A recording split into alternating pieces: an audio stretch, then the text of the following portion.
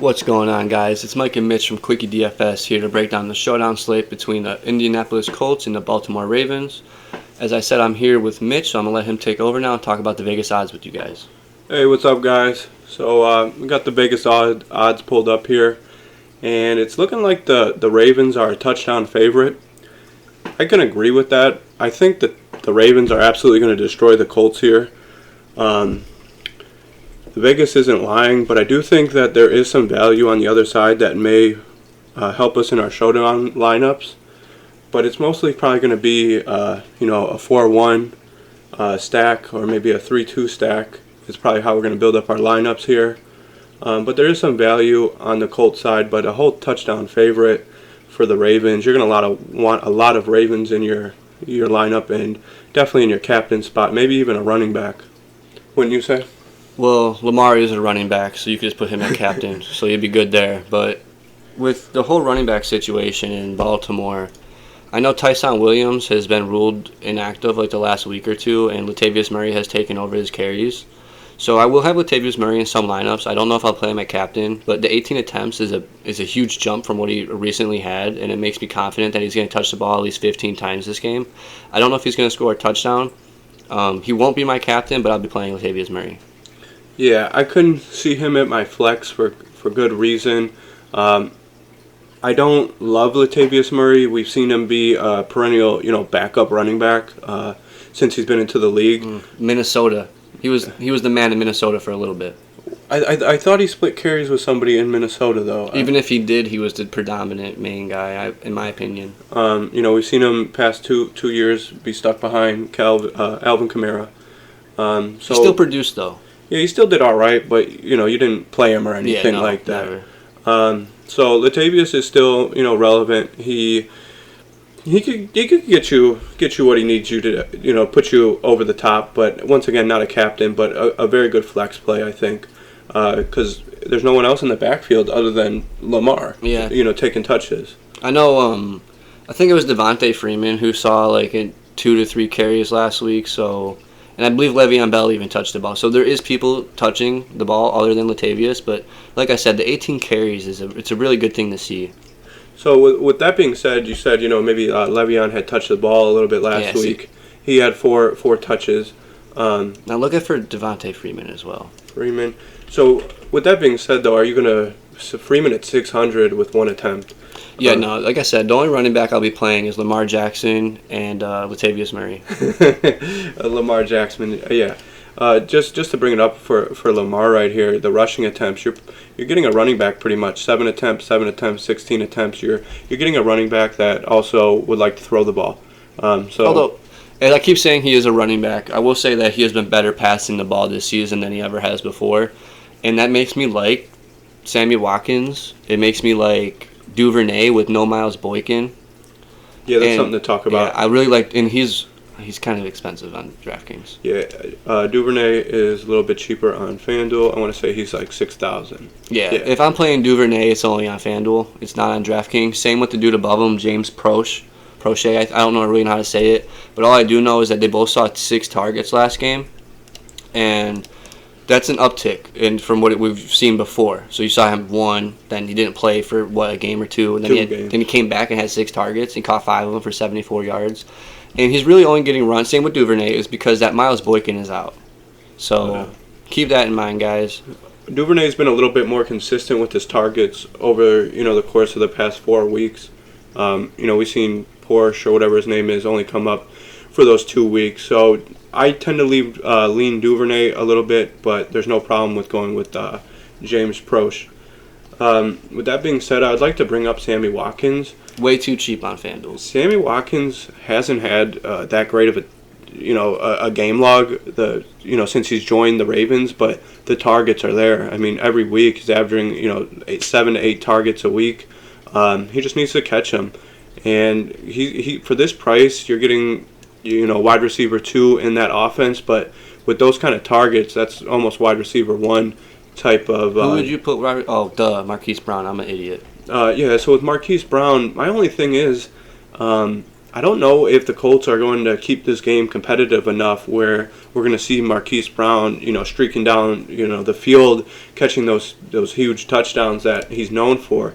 I don't know if the Colts will keep it close enough that we need, you need Marquise Brown. They may not keep it close enough, but for the Ravens to get out to make it not close enough, Marquise Brown is going to have to score something or touch the ball. Yeah, I don't think you're wrong with that, but he is a little priced up. Yeah, for 13.5, like I said, I really like Sammy Watkins, Duvernay type build to really be able to get both quarterbacks. I will have Marquise Brown, but if I'm building 5 lineups, he's only going to be in like one of them, maybe 2. I won't prioritize them. The next guy I want to talk about has honestly kind of been a letdown. Over season-long fantasy, his ADP was like the third tight end. And I want to say at this point of the season, he's like the 5th best tight end. He's running a lot of routes. He's getting targeted. But I want to say Lamar's just, kind of stepped up as a passer. He's gotten better. He's not just staring down his tight ends anymore. We've seen him be able to get the ball to Brown. We've seen him be able to get the ball to Watkins. And then, the other guys that come out of the slot, Duvernay and Porsche. He doesn't really have to stare down Mark Andrews anymore. And last year, Mark Andrews was an absolute stud. You loved picking him. You would prioritize him because it was Lamar's number 1 target. Now, he's kind of taken a backseat role to Marquise Brown. On targets. He is their number 1 tight end. They do trot out somebody else for run blocking, but he's their main route running tight end. So you do like him, but he has taken a drop off since last year. Yeah, I do agree with that, the drop off. I personally like Mark Andrews as a player. I think he's a good tight end. I don't know if I'm going to be prioritizing him on DraftKings. I think he's a little bit... Even on FanDuel. He's still a little expensive on FanDuel. If I can't go against him because I do like that Lamar still messes with him. That's Lamar's guy. They had the chemistry. But like I said, I really like the Sammy Watkins. I like the Duvernay. I like the less chalkier plays, especially for Showdown. I expect Mark Andrews to be one of the first receivers paired with Lamar Jackson. One thing I'd like to mention about Marquise Brown, I don't know if this is going to come up in his game log, so I'm just going to kind of spit it off the top of my head. But I want to say Marquise Brown might be leading the league in drops. I know in week 4 he had 2 touchdowns that he dropped. He really should have had a 3 touchdown day, well over 100 yards. But he did drop 2 balls. That is something to take note of when you are trying to build the lineup and you see that he is 16,000 at the captain if you did put him at captain. And he does kind of drop the ball a little bit. Just something I'd like to throw in there. And then, so with Lamar, we've kind of touched on him.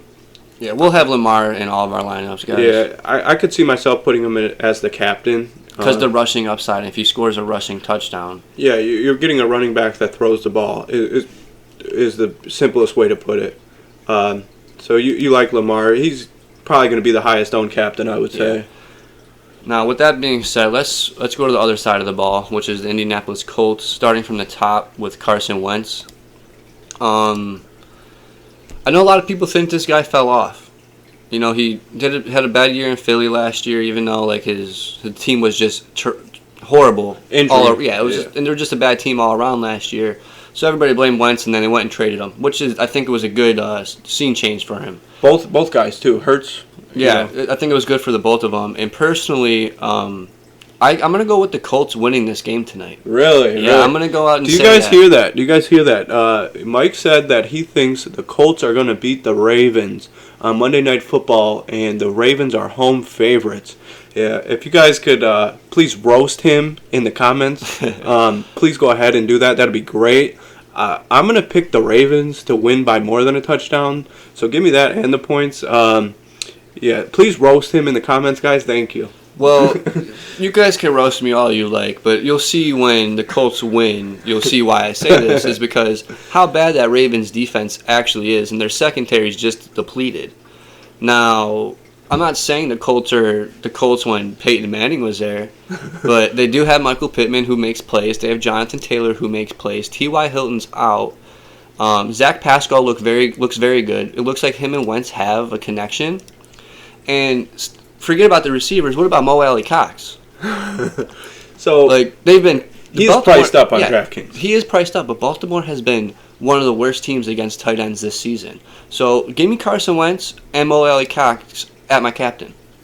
With Mike saying that, I have been told that I might be a Carson Wentz truther by a couple in real life friends, better or worse. You know, I am kind of a Carson Wentz fan, and it's a hill I'm willing to die on. So I love Carson Wentz. You see that? He's going back already. So who are we going to roast now, guys? No, he's not going to win this game, though. But what you do like out of Wentz is he throws the ball. He's not scared to gun the ball down the field. He's had more than 30 attempts in each one of his games. And those games, he's kind of been... He was hurt, you know. He's not... his ankles. He's not carrying an injury tag into this game, so... You know, to side with Mike, just to see his argument, I could see Wentz having a good game. He also has some rushing upside as well. He's not like Lamar, obviously. Yeah, guys. He better stay in the But pocket. he might take off like 3 to 5 times and get you 20, 25 yards extra just from running. No, I'm just going to go on record right now and say that I'm not going to touch any Jonathan Taylor this game. I don't like it.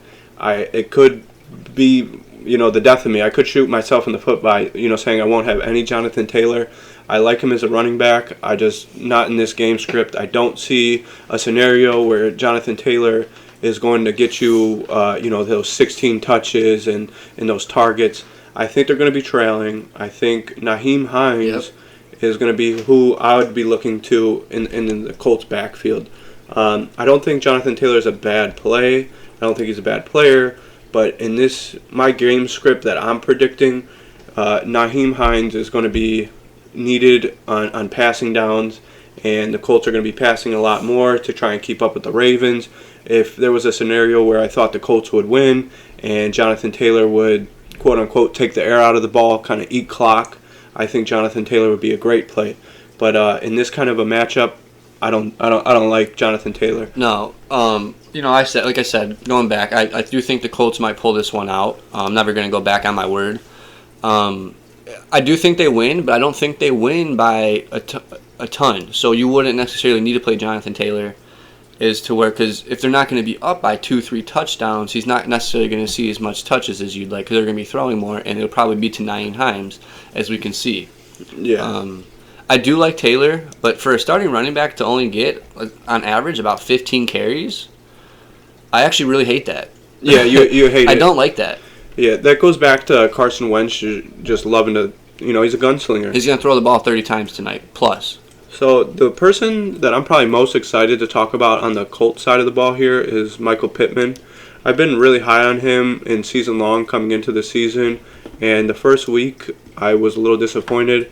But after the first week, he's really, stepped up and seemed to be Carson Wentz's, favorite target. You see how many targets he's had over the past 4 weeks, 8, 12, 12, and 4. Like I said, week 1, you kind of hate to see it. But after that, they're like, hey, this guy's pretty good, actually. Maybe we need to throw him the ball. And since they've been doing that, Michael Pittman has looked, wide receiver 1 for this team. And I don't see it changing. Even when T.Y. Hilton comes back, I still think Michael Pittman. Yeah, I still think Michael Pittman's going to be their number 1. So I'm a big fan of Michael Pittman tonight. The only thing I don't love about Pittman is he's a little pricey. I could see him as a flex. I wouldn't put him as my captain. How much is he on FanDuel? On FanDuel, Pittman is really priced up. 11's not bad for a wide receiver 1. Actually, I'll have Pittman on FanDuel paired with Zach Pascal. Yeah, Zach's down here. To go with Wentz in my Colts stack. I might even go Wentz, Pittman, Pascal, and Ali Cox, and then run it back with Lamar or something if I'm able to afford it. But I do like Pittman myself. I love the targets he gets, especially on DraftKings. What if he catches 12 passes? That's actually 12 points, guys. Yeah, that adds up. So I'm high on Pittman. I like Pascal as well. As you can see, he had 2 TDs in week 1, which took away from Pittman. So that's probably why Pittman only had 4 targets. He did catch 3 of them, but he didn't score. Yeah, these two guys are going to kind of steal from each other in an offense that isn't necessarily that high powered. Yeah, it's not the best offense. They're gonna kind of steal from each other. You're gonna rarely see a game where both of them get to that threshold that puts you over the top. There is an opportunity for that to happen. Like Mike said, Pittman does get a lot of looks in the red zone.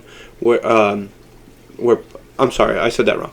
Pascal gets a lot of looks in the red zone, where Pittman is more just their every down kind of wide receiver. But once they get down into the red zone, that's where Pascal kind of really gets his targets. So if Pascal can get you one touchdown and Pittman can get you, those 12 targets, that would be the way that, both of them in your lineup would get you over the top. So you've heard Mike talk about Ali Cox.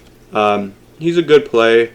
He's a little expensive on DraftKings because you don't necessarily know what you're going to get with him for $5,000. Baltimore, as we know, does give it up to tight end. I don't love Ali Cox on DraftKings because of the price, but if we flip over here to FanDuel, sorry to cut you off. So I just got a notification that Le'Veon Bell will stay on the practice squad. It just came in. So Le'Veon Bell will not be playing tonight, guys. So that's 100% Latavius Murray then, right? Yeah, or maybe he might split with Devontae. I lean Latavius, though, guys. Yeah, just go back on that. Freeman last week only had one touch. I think it's going to be Latavius' season in the backfield there, which definitely bumps him up for me. I don't think he's already going to be in my flex. I don't see him being in my captain, but that's good to know. No Le'Veon Bell, so that helps out with Latavius Murray. Now, going on FanDuel, Ali Cox a little expensive on DraftKings on FanDuel. He's a lot more reasonable. You can see he's priced right next to Jack Doyle. I kind of wanted to talk about him. I'm cool. This is a DraftKings play, guys. Let's just look at his price on DraftKings really quick. I want to say it was like 26. Yeah. At that price, if you're looking for some salary, that's probably going to be the guy you go to.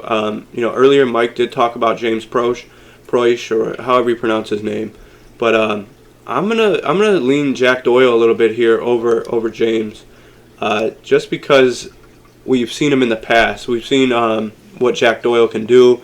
For that price, you don't hate it.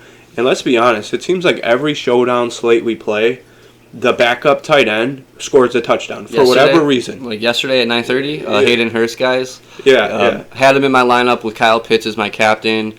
I was like, why am I playing two tight ends? And look at them. They both scored a touchdown, and I was watching that game and actually turned it off as soon as that happened. Yeah, so there is a route that lineup construction could, pull out a W, but it's not that common. But for whatever reason, over the past, the start of this season, the showdown slates, it seems like backup tight ends are absolutely eating. So I could actually see myself getting to some Jack Doyle just for a salary relief, and hopefully he, catches a pass maybe too. It's kind of the same thing you're doing down here with this guy. The 6 targets though last week, you really do like it. I can't really decide if I'm going to play Doyle for salary relief or James Proche for salary relief. So my thing is on DraftKings. So they're both under 3K. Right. With Doyle, the last 2 weeks he's only gotten 2 targets. It's been a target a week, and Ali Cox has stepped up to become Carson Wentz's main tight end. So with that being said, and he's cheaper, I'm gonna lean Proche just to save the $1,600 and maybe be able to get the higher guys that we want. Yeah, that we want to cram in the Lamars and stuff. Scrolling down here on DraftKings, on FanDuel, I'm sorry, guys. After Duvernay and Proche, you could play Josh Oliver. I don't recommend it. Devonta Freeman, because we just said there's no Le'Veon Bell. He's still on the practice squad. But after Devonta Freeman, you could go Pat Ricard because he's their fullback, but I'm not touching him. There's really nothing I want to do down here, so the cheapest I think I'll be going is Proche at 6K, even Duvernay at 6K. But that wraps me up on FanDuel. Those are my plays. Yeah, I'm pretty good on DraftKings. I'd just like to put together a couple plays before we get out of here. So if you guys have made it this long through the video, I really appreciate it. So I'm just going to send you off. Please like and subscribe. Don't forget to do that one for us, guys. We appreciate that if you do it. So I'm just going to throw together something that I myself will probably be looking at. You love the salary relief here. So that's similar to what we said, how we want to kind of stack the Ravens in this game. And that leaves you 7-5 with those 3 plays. You have 7-5. And if you're looking right here, you could make that work with these 3 people if you wanted to. So those are going to be my plays on DraftKings. If you would like to get the rest of our lineup, please follow us on Twitter at QuickieDFS. Just shoot us a DM and we'll get you squared away. Alright guys, so Mitch just gave you his 3 plays over on DraftKings. I'm going to give you 3 of my plays over here on FanDuel. I'm going to actually take out Latavius and put in right here. So I'm going to give you these 3 that I'll have in my lineup, and you guys could obviously assume who I'm going to stack with these guys right here. He plays quarterback for him. With that being said, those are my 3 plays. That wraps this video up, guys. Please like and subscribe. Thank you for watching. See ya.